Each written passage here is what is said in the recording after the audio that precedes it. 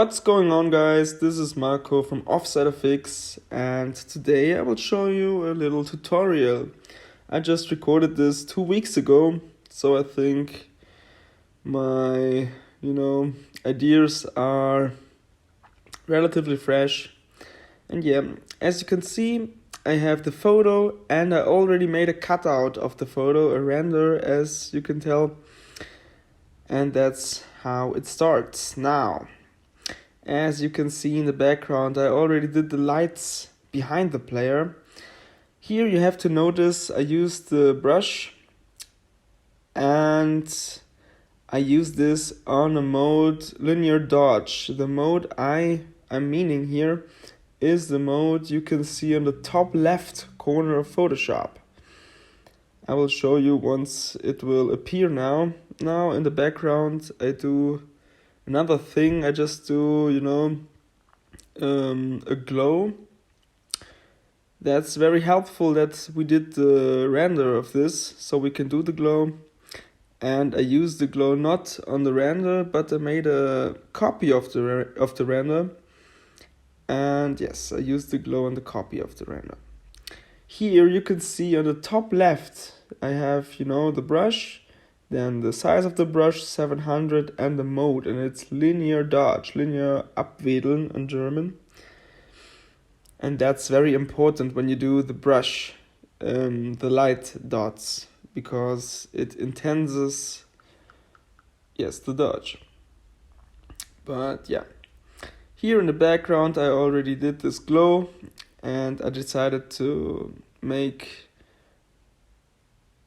duplicate the glow, so the effect pops out a little stronger, but I feel like it doesn't look too good if you just let it to simply glow. It just looks like it is made too easily, so I erased some parts of it.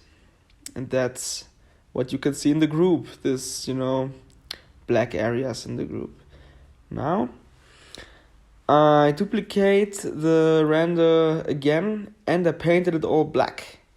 And the reason for this is I made a white stroke for the edges of the render, because I want to highlight the render a little bit more. And as you can see here in the background, I used the Gaussian blur to make the stroke look a little more natural. It is because the light comes from behind, so if you want to make realistic pictures, it will always look like there is a little stroke behind your head and behind your edges, so I wanted to use it. And here I wasn't clear, should I do the stroke just in white color or maybe in blue color? So I was, playing around a little bit with the colors.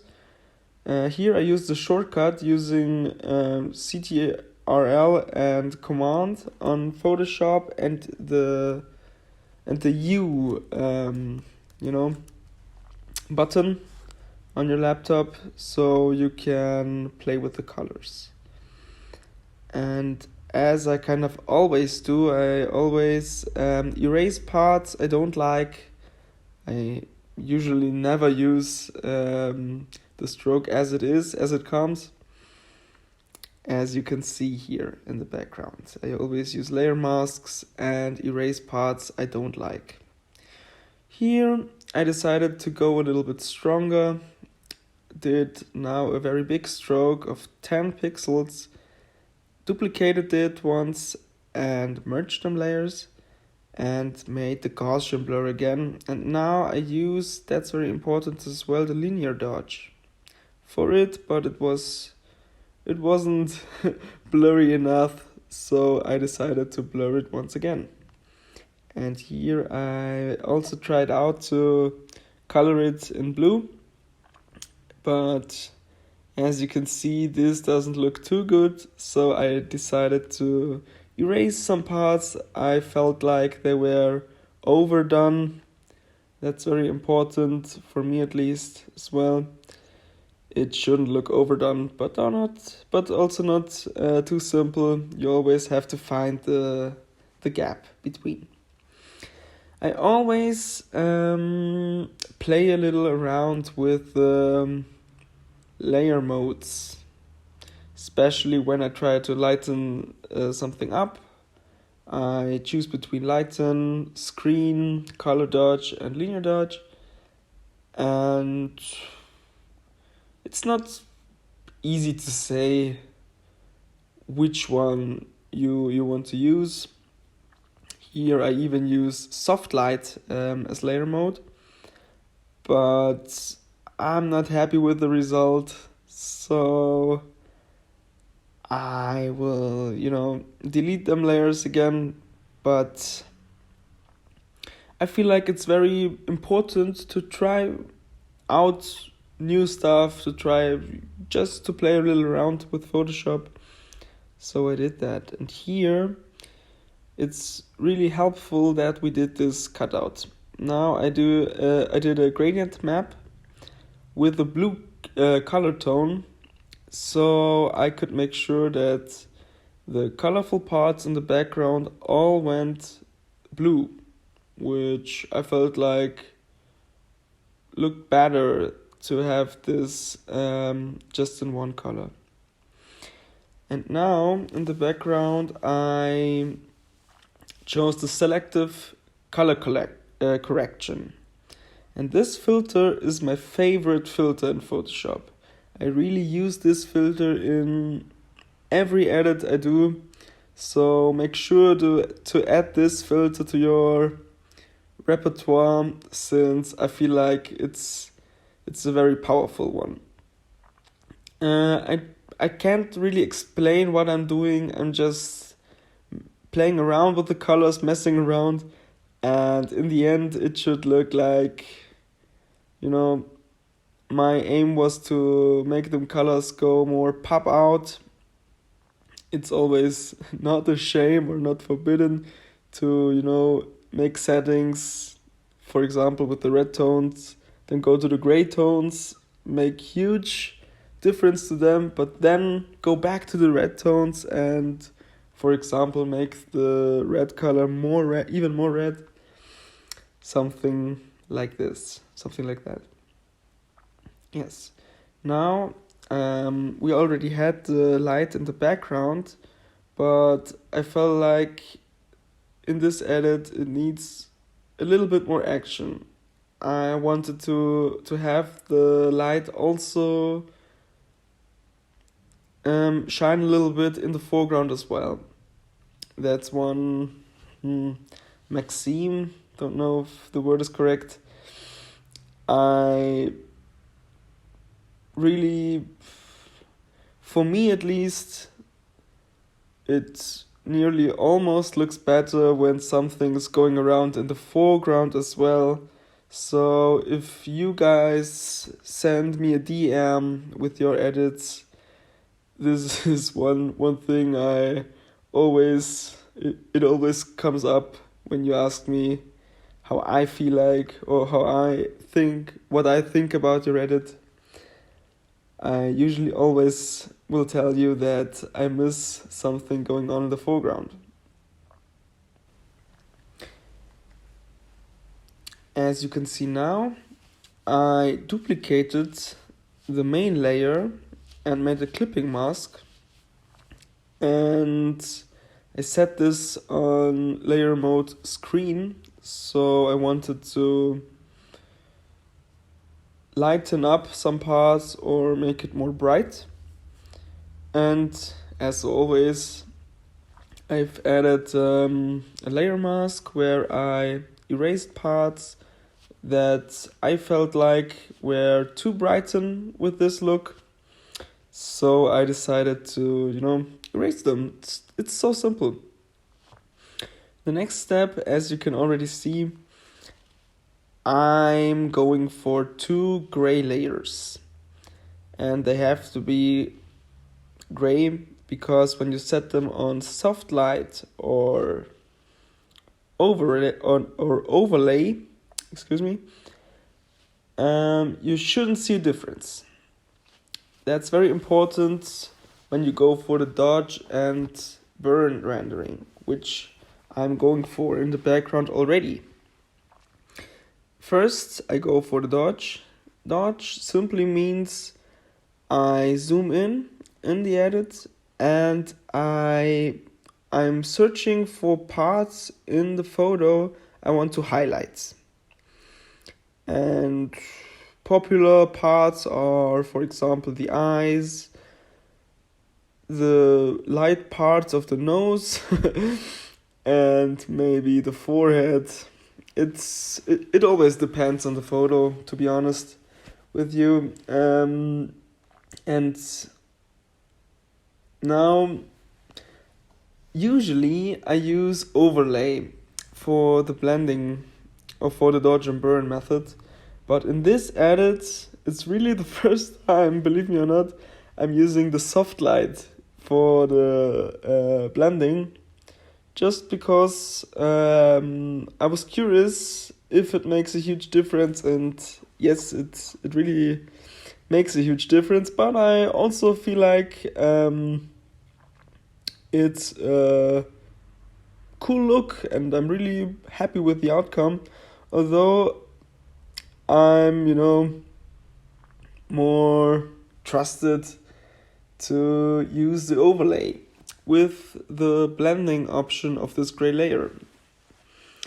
Now, I'm already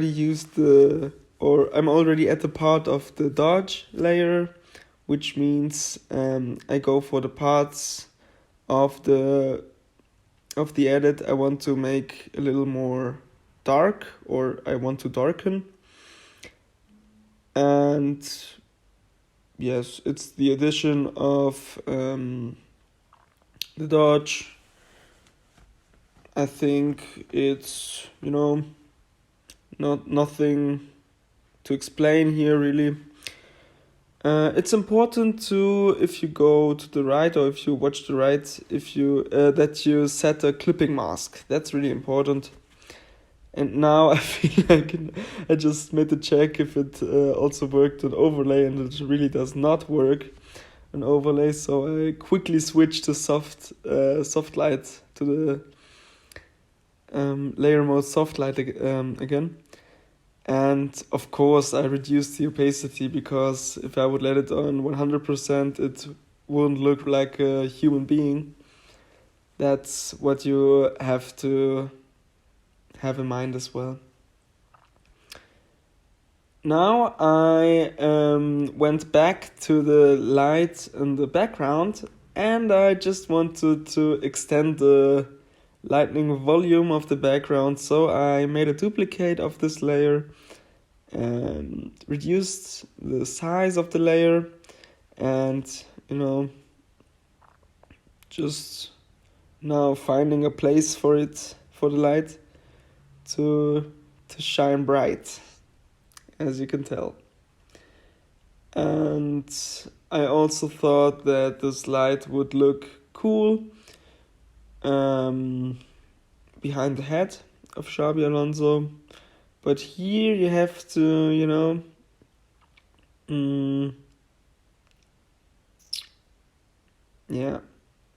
look out, because it shouldn't look like it was the standard glow, because I just don't want it to look standard.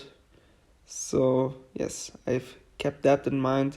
And now I made a new layer, and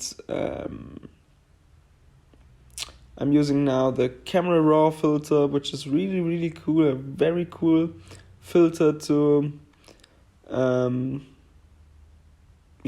to end the edit, to make it look like a good, how can I say, finishing touches. I think this is the meaning. And this is my routine. I always do it in the end. I don't know, guys, maybe you want to do it at the beginning, but I feel like it makes the most sense if you do it in the end. I also do it. I also do the same with the Topaz Adjust 5 plugin. But if you don't have the plugin is not for free. That's not too bad. It's not, important to use this Topaz Adjust plugin. You can also do it with other methods. I recommend the, how is it called?